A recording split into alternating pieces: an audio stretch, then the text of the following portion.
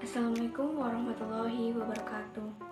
Halo Sobat Sastra dimanapun kalian berada. Perkenalkan, nama saya Astia Fiani dengan nomor pokok mahasiswa 202121110 dari program studi pendidikan bahasa Indonesia Universitas Siliwangi. Di sini saya akan bercerita tentang novel angkatan Balai Pustaka tahun 1920 yang berjudul Asep dan Sengsara karya Meredith Siregar. Novel ini bercerita tentang kisah cinta antara Aminuddin dan Maryamin. Pernikahannya tidak membawa kebahagiaan, tapi malah membawa kesengsaraan.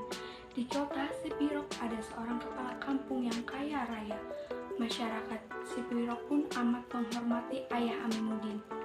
Sejak kecil, Aminuddin dan Maryamin sudah berkenalan dan bermain bersama.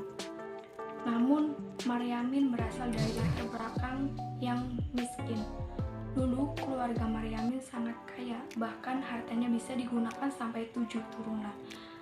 Karena semasa hidup Sultan Baringin terkenal sombong, boros, dan serakah. Hal tersebut akibat pola asuh yang salah dari orang tua, terutama ibu Sultan Baringin yang selalu memanjakannya hingga sudah menikah. Pun dengan ibu Maryamin, Sultan Baringin sifatnya masih sama, tidak berubah menjadi lebih baik. Hartanya seketika lenyap, menghilang karena ulahnya.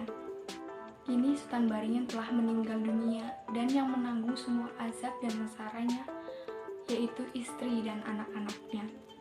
Aminuddin tidak mempermasalahkan perbedaan latar belakang keluarga Maryamin, karena Aminuddin sangat mencintai Maryamin dan ingin menikahinya. Ibu Aminuddin sangat setuju jika Aminuddin menikah dengan Maryamin, karena ibu Aminuddin masih menganggap Maryamin keluarganya justru dengan pernikahan tersebut bisa menolong kemiskinan wanita itu. Ayah Aminuddin memiliki pendapat yang berbeda dengan istrinya. Pernikahan Aminuddin dengan Maryamin akan merendahkan derajat serta martabat keluarganya. Menurutnya, putranya lebih pantas menikahi wanita dari keluarga kaya dan terhormat. Agar tidak menyakiti hati istrinya, ayah Aminuddin mengajak istrinya menemui seorang dukun dan pura-pura meramal untuk mengetahui nasib anaknya jika menikah dengan Maryamin.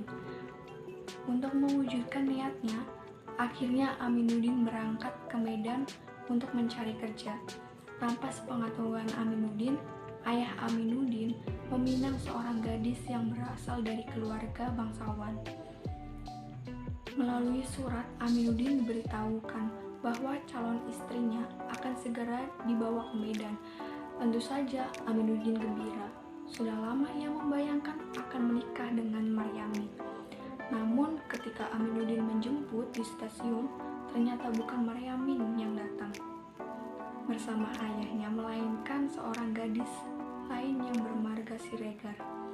Mendengar kabar tersebut, Maryamin sangat sedih. Ia bahkan sempat sakit setahun.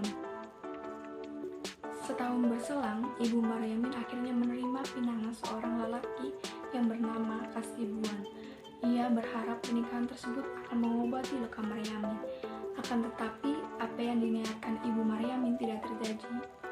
Pernikahan tersebut malah menambah penderitaan lain bagi Maryamin. Sebab ternyata Kasibuan memiliki istri yang diceraikannya dengan alasan ingin menikahi Maryamin. Setelah menikah, Kasibuan membawa Maryamin ke Medan.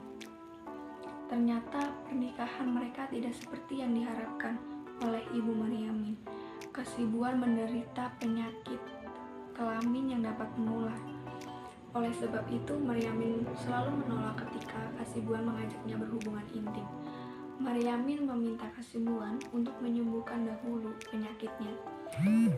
Kasibuan kalap dan sering menyiksa istrinya, Maryamin. Penderitaannya semakin bertambah sejak Aminuddin bertamu ke rumahnya.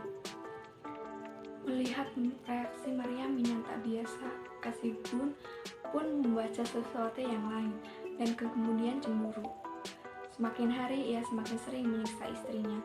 Karena tak kuat menanggung siksa dari suaminya, Maryamin pun melapor ke kepolisian setempat. Kasibuan pun ditangkap. Ia harus membayar denda dan memutuskan tali pernikahannya dengan Maryamin. Setelah bercerai dengan suaminya, Maryamin kembali ke Sipiro, membawa rasa malu dan hidup menderita di sana. Perasaan malu tersebut yang membuat dirinya tertekan, badannya amat kurus, sakit-sakitan, dan pada akhirnya meninggal. Dengan membawa semua penderitaannya, azab dan sengsara, ini telah tinggal di atas bumi berkubur dengan jasad badan yang kasar itu. Sekian, sampai jumpa lagi di cerita selanjutnya. Salam literasi.